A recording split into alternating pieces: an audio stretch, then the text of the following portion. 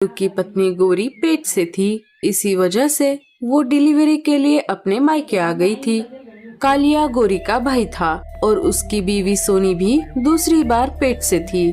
उसका 9वां महीना चल रहा था, लेकिन कालिया और उसकी माँ ने सोनी को डिलीवरी के लिए अपने मायके नहीं भेजा, क्योंकि गौरी उनके यहाँ डिलीवरी के लिए आई हुई थी। कालिया की माँ सोनी कौवी से बहुत काम करवाती थी।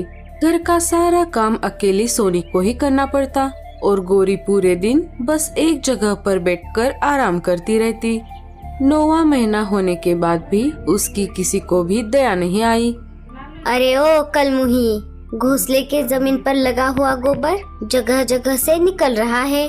बाहर जाकर ढेर सारा गोबर लेकर आ और घोंसले के पूरे जमीन पर उससे पुताई कर।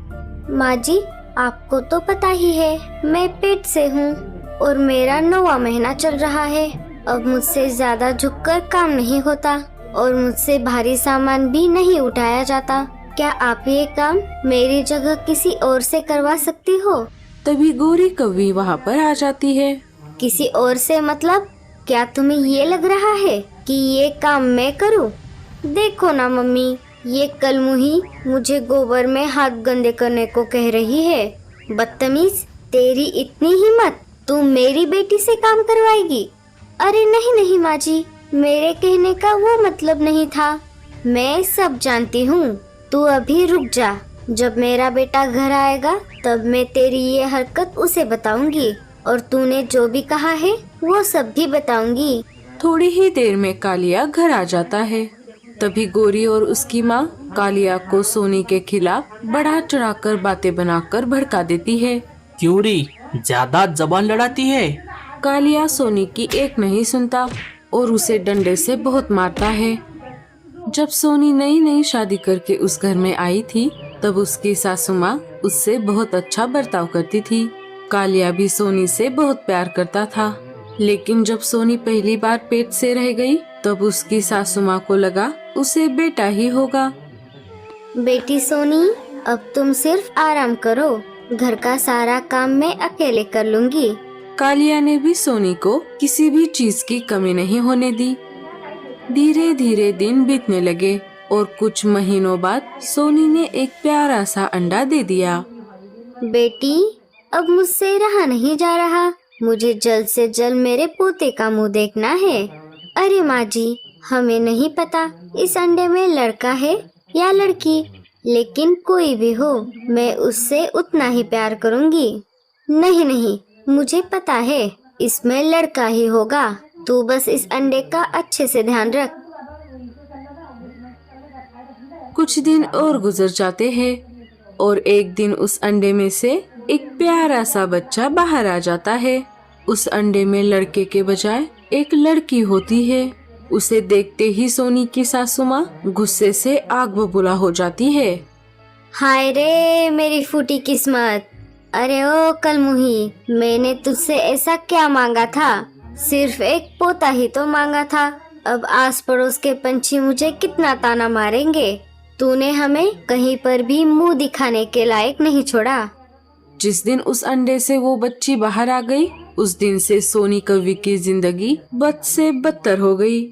तब से लेकर आज तक वो ऐसे ही ताने सुनकर अपने दिन काट रही है।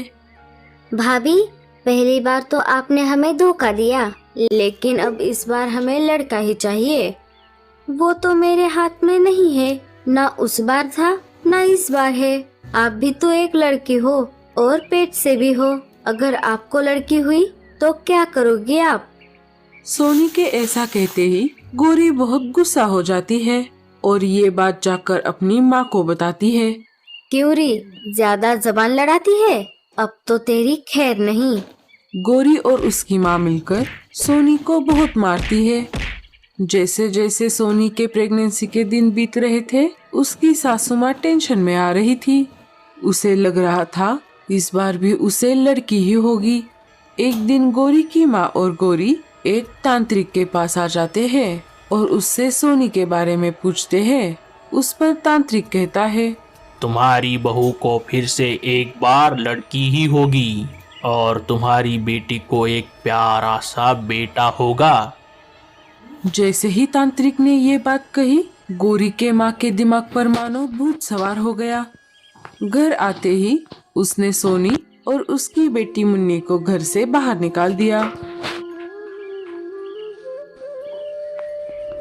दोनों जैसे तैसे करके पास वाले एक रेलवे स्टेशन पर आ गए और ट्रेन में बैठ गए।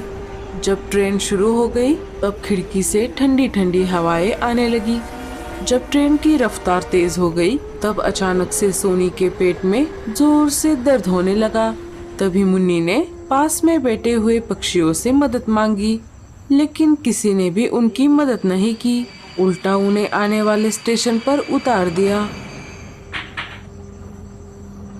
थोड़ी ही देर में सोनी ने पास में खड़े एक बंद पड़े टूटे फूटे ट्रेन के डब्बे में एक प्यारा सा अंडा दे दिया। धीरे धीरे दिन बीतने लगे और एक दिन उस अंडे में से एक प्यारा बच्चा बाहर आ गया। वो एक लड़का था।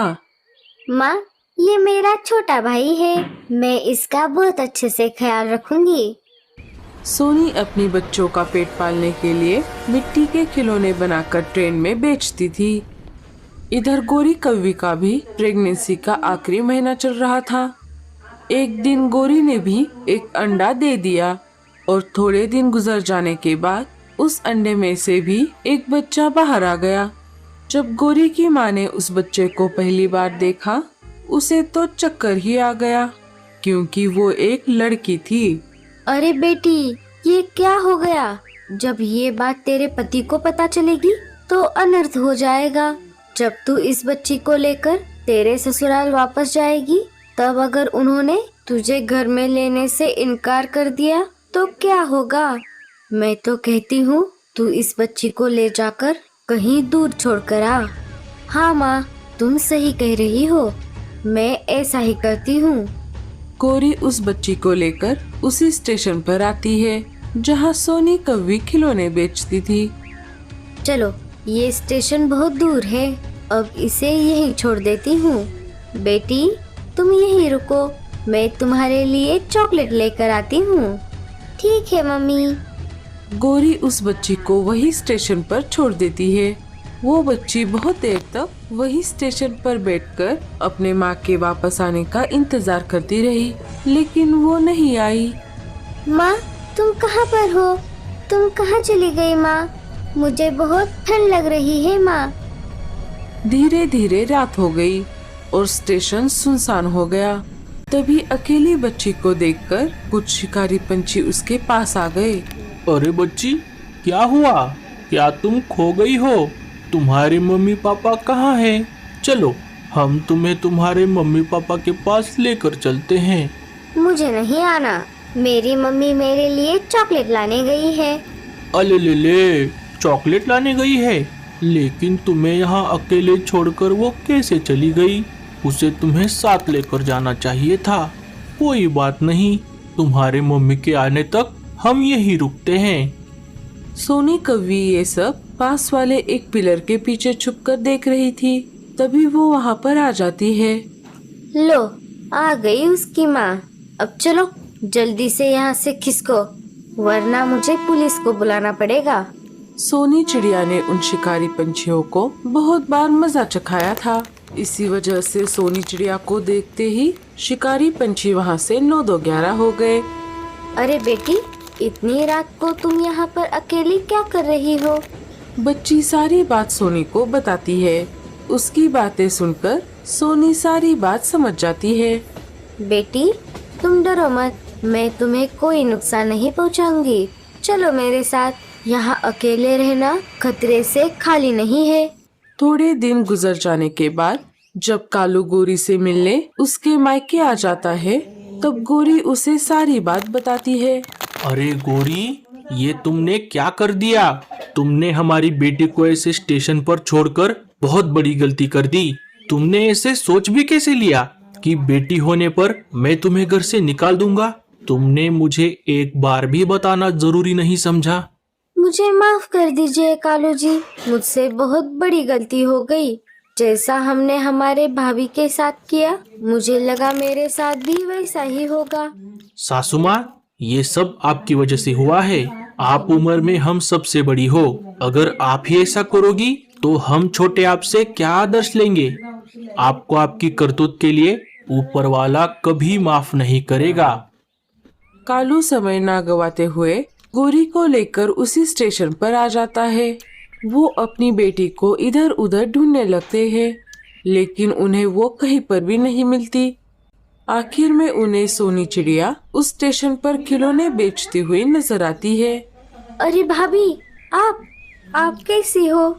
मैं ठीक हूँ और जिंदा भी। तुम यहाँ पर क्या कर रही हो?